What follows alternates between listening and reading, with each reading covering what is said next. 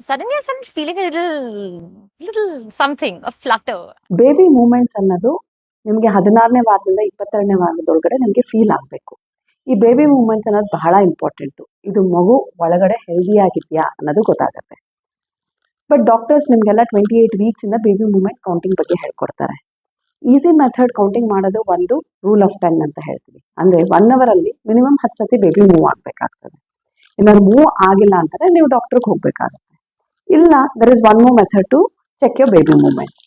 ಇದು DFMC chart ಅಂತ ಹೇಳ್ತೀವಿ. ಈ ಚಾರ್ಟ್ ಅಲ್ಲಿ ಮಾರ್ನಿಂಗ್ 1 ಅವರ್, ಮಧ್ಯಾಹ್ನ 1 hour, night 1 hour after food minimum 3 times baby move ಆಗಬೇಕಾಗುತ್ತೆ.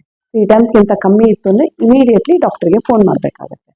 Baby movements ಕಮ್ಮಿ ಇದೆ ಹೆದರ್ಕೊಳ್ಳೋ ನೆಸೆಸಿಟಿ ಇಲ್ಲ. ಕಮ್ಮಿ ಇದ್ರೆ ಈ ಥರ NST ಅಂತ ಒಂದು ಪರೀಕ್ಷೆ ಮಾಡಬೇಕಾಗುತ್ತೆ, ಇಲ್ಲ ಸ್ಕ್ಯಾನಿಂಗ್ ಮಾಡಬೇಕಾಗುತ್ತೆ. ಅದರಲ್ಲಿ ಬಯೋಫಿಸಿಕಲ್ ಪ್ರೊಫೈಲ್ ಅಂತ ನೋಡ್ತೀವಿ.